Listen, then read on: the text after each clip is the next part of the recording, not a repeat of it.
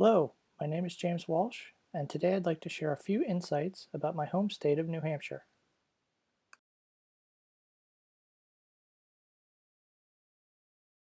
The one thing most people know about New Hampshire is that we hold the first presidential primary in the country.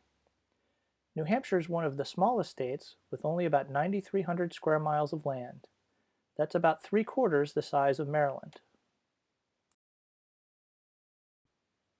DC has the Washington Monument.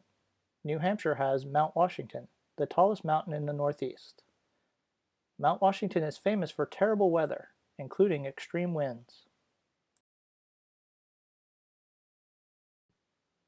This first time series graph shows the top wind speeds recorded on Mount Washington for a recent 10-year period.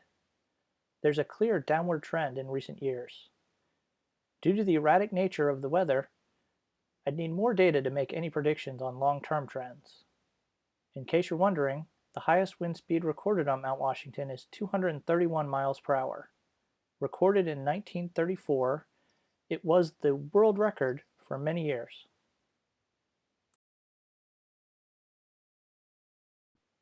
There are about 1.3 million residents of New Hampshire, which is only one quarter of the population of Maryland. This next graph shows four key economic trends for the last 15 years. You can see that New Hampshire was affected by the Great Recession in several ways.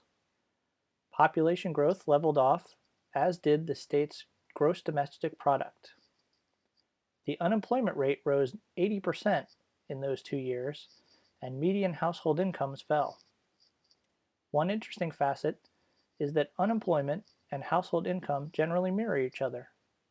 This is especially noticeable from 2007 on.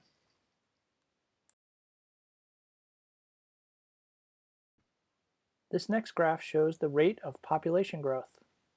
The blue line represents the United States, the red New Hampshire. Overall, the country's population growth is slowing very slightly. For the first decade of the millennium, New Hampshire's growth was slowing more rapidly. In fact, in 2009, the population grew by only 196 people for the entire state. Since that point, growth is increasing again. I've included a polynomial trend line because that shows the best fit for the data. The R-squared error for this is 0.914, which is very good. I conclude that this trend will continue. The year before I moved here, my hometown was named the best place in America to live. One important factor in that award was the low crime rate. This graph shows the crime rate in red. The green bars show New Hampshire's crime rate ranked among the 50 states each year. In this case, being 50th is best.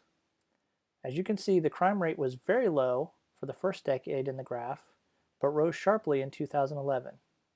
Happily, that's been dropping ever since, which is a trend I certainly hope continues.